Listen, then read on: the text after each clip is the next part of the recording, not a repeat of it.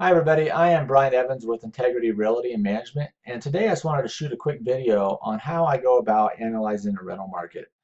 And the reason I do this is because I've been a property manager for about 10 years now, and I've seen this issue of price between property owners and property managers.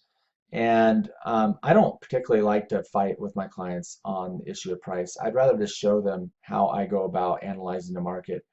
And if you disagree with me, I'm certainly let me know. I'm all ears. But like I said, I've been doing this about 10 years, and I find if you're over analyzing the market more than what I'm going to show you, then more times than not, someone's trying to justify a rental price that is too high.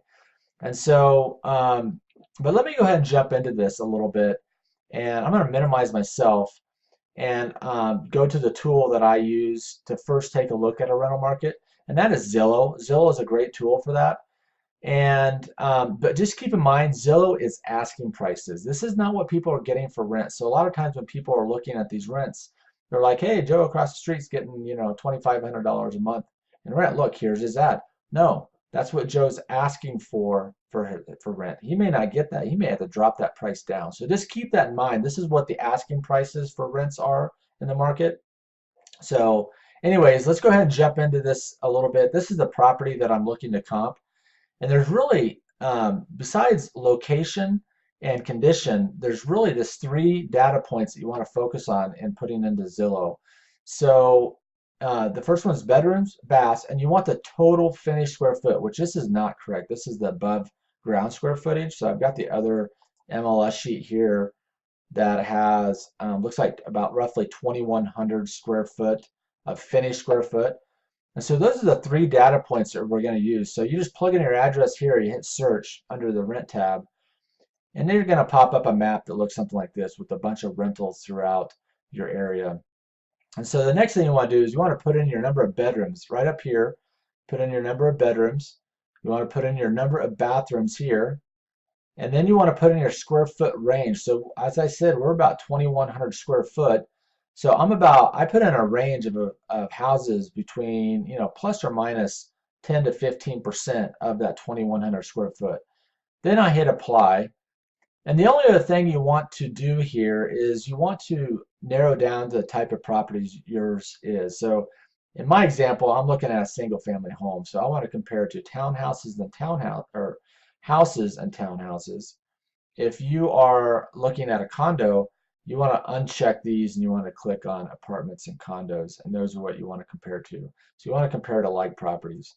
So I've already done that. So the area that I am looking at is this right off here of Colfax and Jasmine. So the next thing I want to do is I want to kind of draw a circle around my area. So I kind of can narrow this list down to, and it doesn't have to be exact. And you can see that that's all I did there. And so you want to narrow this list down to the right of you to a manageable amount of properties. The next thing you want to do is you want to click on this rent low to high. The reason is that's what tenants are doing. They're putting in their bedrooms, they're putting in their bathrooms, they're putting in a square footage range. They're looking at a specific area, and then they're clicking on rent low to high.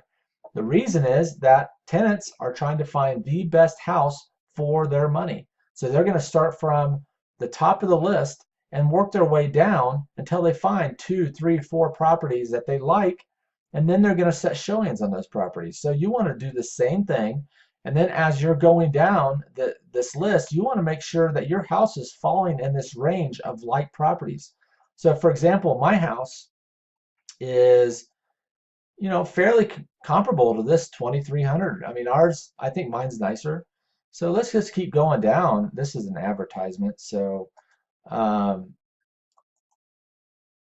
just real quick, I'm looking for a property or looking for several properties that are fair. Look at this house. This is a very good comp. So we're at 25.95. So already I know I want to be somewhere in this 24, 25.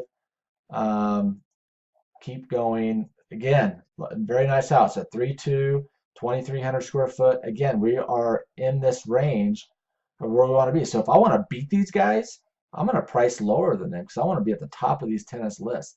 You know, if I need to get a little bit more, and um, you know, if I want to get the most selection of tenants, I'll be at the top of this list, right? The further down this list I go, the less tenants that I'll have in my pool to select from, because the best tenants are going to be up here. And I'm going to cover that in a different video. I'm going to talk about 5 dangers of overpricing a property.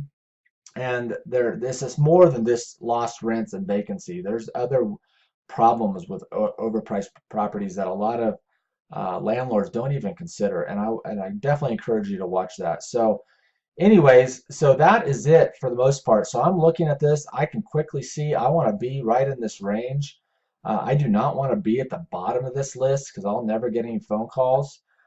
These guys down here, I mean, that one's kind of down south. So these guys are over there. You know, this 2800, he's right in that same area that I'm at.